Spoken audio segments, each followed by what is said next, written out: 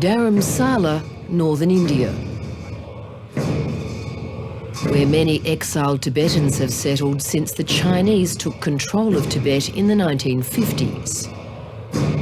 This group, the Gyuto monks, have rebuilt their way of life here with the help of international supporters.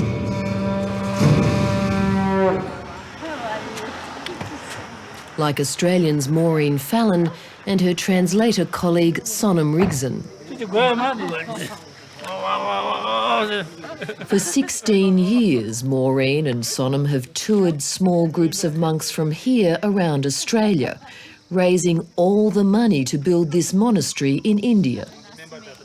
In the time that the monks have been coming to Australia, each year, it's taken us quite a long time to find out, but the monks have suffered from various illnesses. They don't want to cause trouble, and they very rarely will tell you they're sick.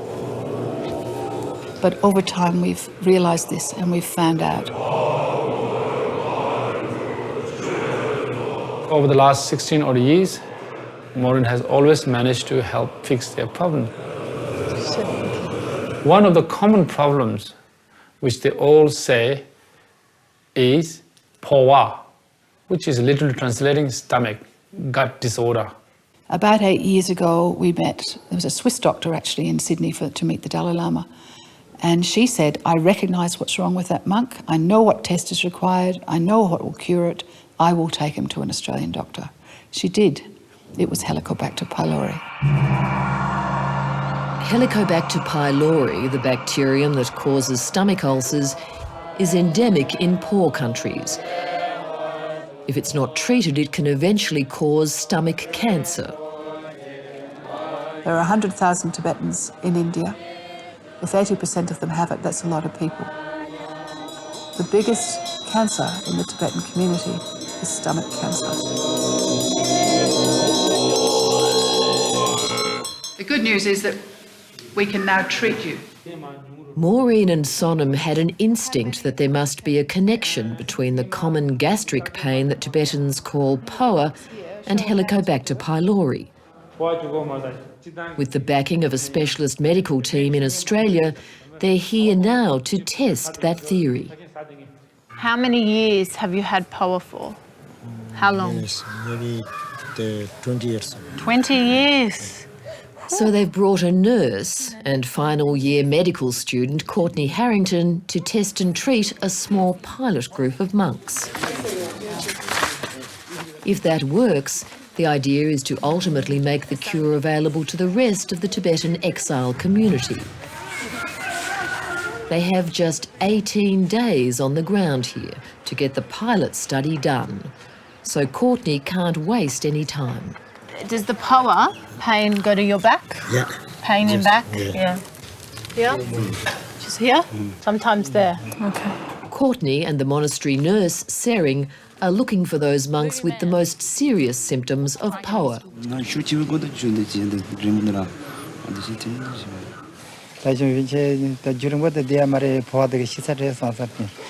How much blood?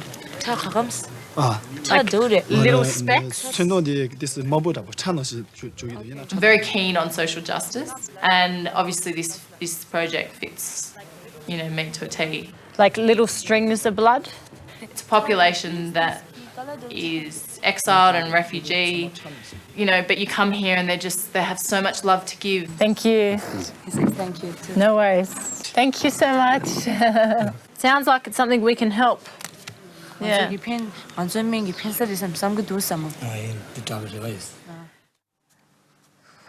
What do you think about this one? With limited testing and treatment kits available, Courtney and Sering have some difficult choices to make. So, okay, this guy, Geshe, he had pain since 1985, back pain. But high on the list is this latecomer, scholar monk Geshe Dima.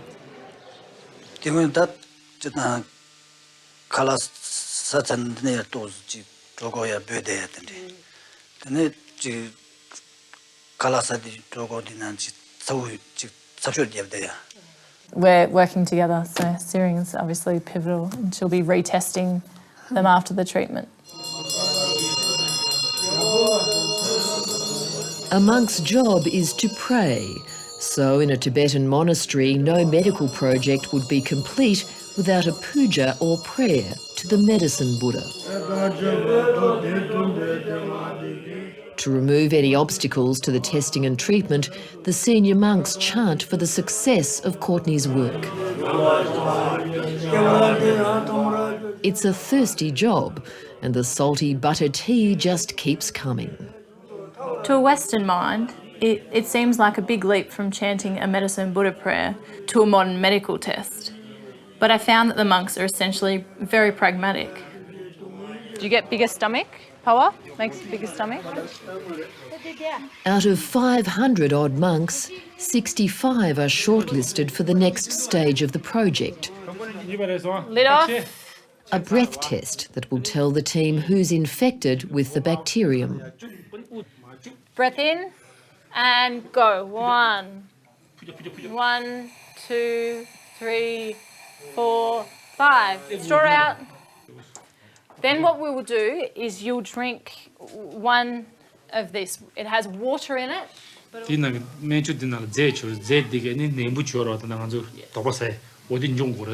And I want everyone to get a glass. I'm trying to explain to them that they need to drink this urea substance. And then you get Sonam, who's rather a joker and a bit of a larrikin, going, come on boys, bottoms up. Drink it for me. It's the closest you'll ever get to alcohol. Oh, yeah. Good. 30 minutes, so the timer will go off in 30 minutes.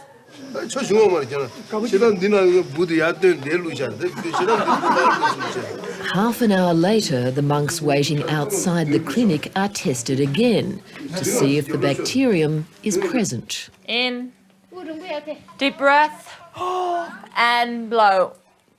As the monastery nurse, it's important that Sering be tested too. 2, She joins in with the last group. 4, 5. Good. Thank you.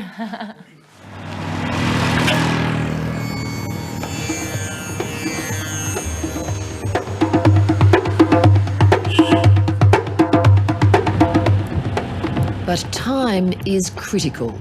The tests have to be analysed in Australia and the results emailed back to India before Courtney knows who's infected. Sending an urgent parcel means a 15-kilometre drive up into the mists of McLeod Gunj, the political and spiritual centre of the Tibetan refugee community in India.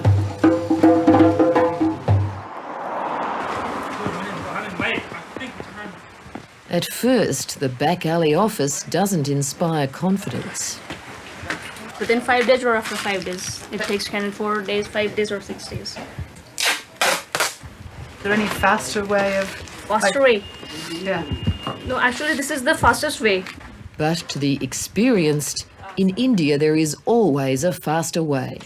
We're only here Okay. for a very short space of time, and we need to have this reach Australia, and we need to have further advice from Australia as to what to do next. So every moment... How much fast you want? As quickly as possible. If it can Monday, fly Tuesday? out on Monday, it would be really good. ठीक है तो करवा देंगे ना फिर क्योंकि बहुत urgent है मेडिकल पर्पस से नहीं टेस्ट ट्यूब्स इसके अंदर ना may be there is some chances to get more money for Yes, I understand. extra payment. Can you organise that for us, please? I'll be more relaxed when we've done it. I understand that. And tomorrow after 10 you can track. Fantastic. It's a huge relief, huge relief. I was about to fly them back myself, you know, tomorrow. Good work. Mission accomplished.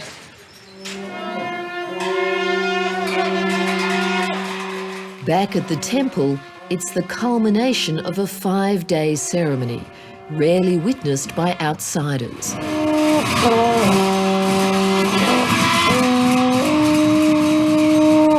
The prayers are for Mahakala, the deity revered as the protector of all Tibetan monasteries.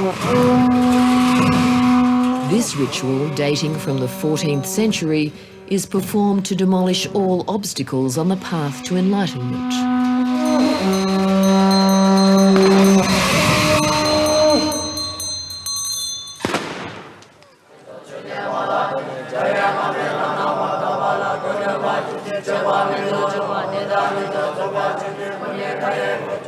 Well, today I'm here at Gyuto Monastery to make a black tea offering to the monks. Gyuto Monastery has a very democratic system and everyone is treated completely equally to each young monk. You make exactly the same offering and everyone receives an equal gift. There's a group of monks in the monastery called the 59ers, and they are the old monks who were in Gyuto Monastery in Rinpoche Temple in Lhasa, Tibet, who were young monks in 1959 when the Chinese shelled Lhasa and they were completely decimated. The monastery of 900 people was reduced to about 90. Thank you. So yes, I do feel emotional. I feel very connected to them and they are part of what makes Gyuto Gyuto. Does anyone know why it is important to wash their hands? With the tests well on their way to Australia, the team's focus turns to raising awareness about simple personal hygiene. Sonam comes up with the perfect solution, a hand-washing mantra that takes 7 seconds, the same amount of time it takes to wash off 90% of the bacteria. Shake. And Sonam's 7-second mantra becomes a hit.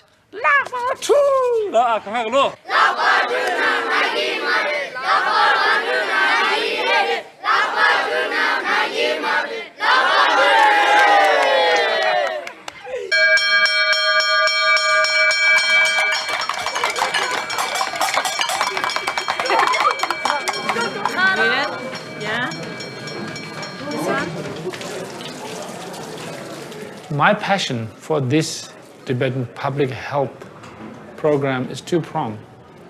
One is humanitarian and one is political. You wash? Sure?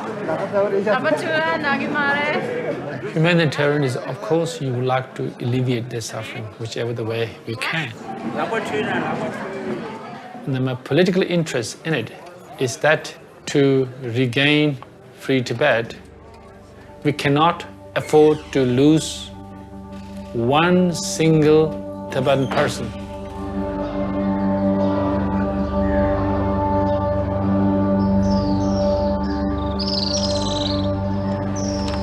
Eventually, 5 days later, the anxious team gets a text from the breath analysis lab in Sydney. The results have been emailed, but in India, things are never quite as easy as they sound. We've had news from Australia that the results are in, but we're here in India and the internet is sporadic at times. Today is not the best day. It's a little slower than... There we go. So, hi Courtney, Maureen. A rough count looks like 36 positives and 9 equivs. So 45 of 65 screen will be eligible for treatment. I see. So I've highlighted it for treatment. Yeah. A low count is 3. Is that what you're saying? And some of them are 57 and 45. That's pretty serious. That's serious Helicobacter. It's a hell of a Helicobacter, am I right? We're down here because we've just received the results of the tests. Good news that the pilot project has been worthwhile, and the bad news, I guess, is that 70% of the monks are showing positive for Helicobacter pylori. Our thinking was correct. It seems that there may well be a connection between POA and Helicobacter pylori, and now we'll get busy and start treating the monks. 57. Much to her surprise, the monastery nurse also turns out to be infected. Yeah, I was so surprised because normally I don't have that much problem with the power. No, if I eat a lot of chili in food, at that time I have a pain. It can help your power. That's good, isn't it? Yeah.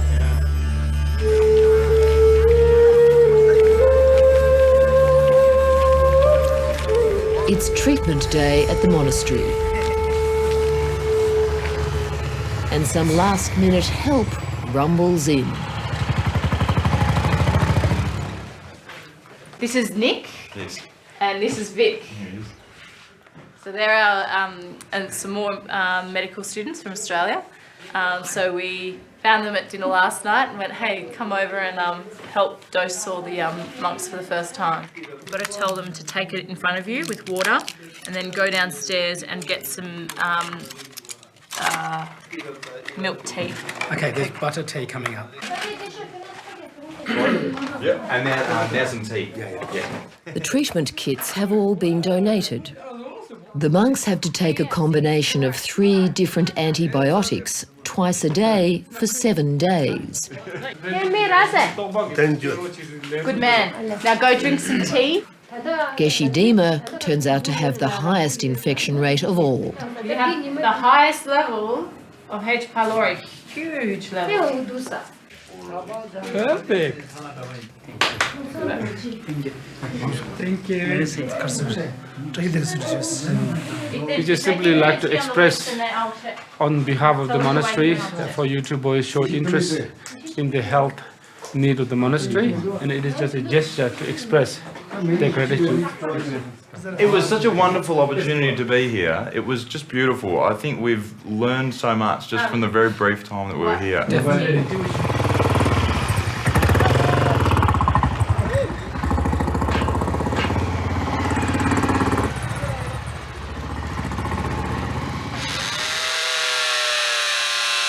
While Courtney has been treating the monks, Maureen has been putting them to work. In a fit of enthusiasm at the beginning of the week, about 3 days ago, I said to the monks, we need a line of sinks outside the dining rooms. If you can fit those sinks by Friday, I'll pay for them. So right here, this is Friday morning, we have the pipes, we have the sinks, we have the plumber, and it's happening. And hopefully by the time we leave on Monday, it will be functioning and the monks will be washing their hands. And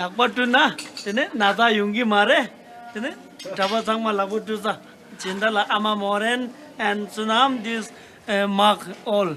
Yeah, Chinda. While the plumbers chip away at the concrete, upstairs in their boardroom, the 59ers are looking after the serious business of money, Gyuto style. They are chanting to invoke Zambala, the monastery's deity for health and prosperity.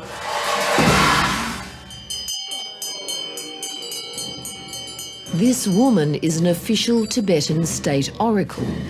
In a trance, she's the medium who embodies the female spirit, Udonma. Her presence and her predictions are integral to the monastery's ceremonial life. As a medical student and having no idea what was going on, I thought, oh my goodness, this lady is going to be on the floor and I'm going to have to resuscitate her.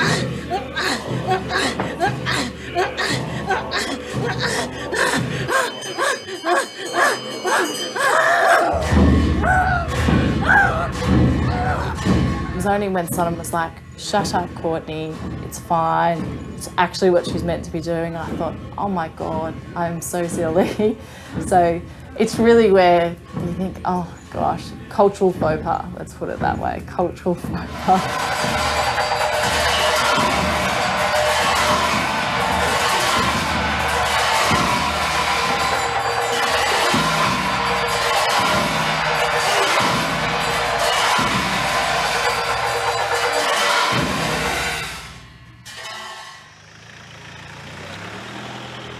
Maureen Fallon knows what it costs to run this monastery. So she's always looking for innovative ways the monks can both create income and serve the local community. Yeah, they can do it. We get a substantial building on here. Fantastic. She can see how a POA clinic can help. There are plans to build a small hospital here, a clinic, and to provide a model for utilising this kind of service, this kind of care for the Tibetan community, which is spread all around India. Very late, very late. Instead of a lifetime of paying for traditional treatments, locals would be able to have a one-off cure. It's not heart surgery, it's not transplants. It's something that for around about the equivalent of Australian, say $200, we can test and we can treat and we can change lives.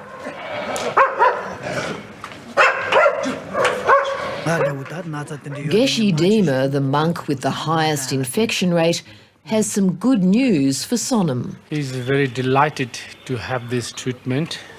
Although he's only 3 days into the treatment of a 7-day program, he is experiencing remarkable differences in his well-being.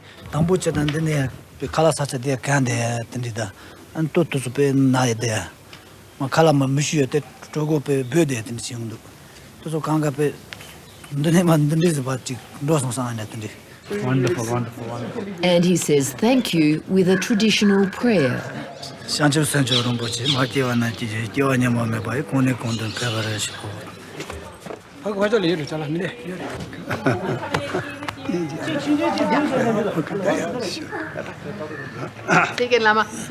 soon. It's been life-changing. It's amazing. It shows for the first time that all my studying and all my, late nights in the books can actually help someone, somewhere, make a little bit of a difference. So it's my first taste of actually being able to help someone with medicine. So I love it. I'm very thankful. Make sure those kids use those taps, yeah? What do we do? How do we do it? Like a dance.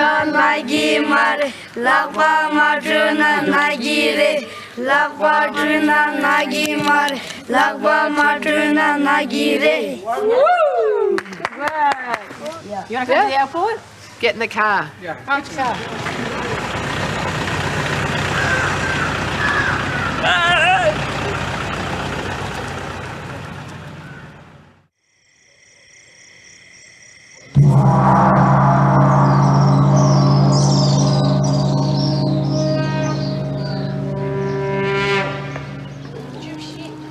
6 weeks later, when the monks line up on retesting day, everyone knows the drill. And Sering has got it all under control. The results from the follow-up tests showed that 80% of the monks who took the antibiotics are now cured of the Helicobacter infection.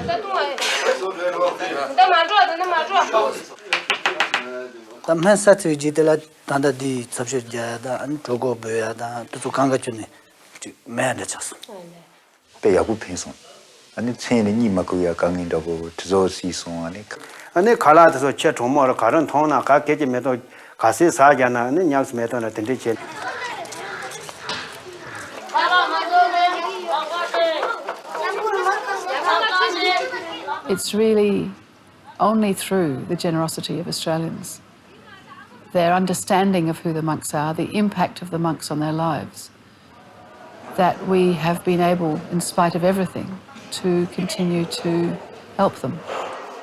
We're not in this to win medals. We're Australians. We're in this to build dunnies. And indeed, that's what we've done. Happy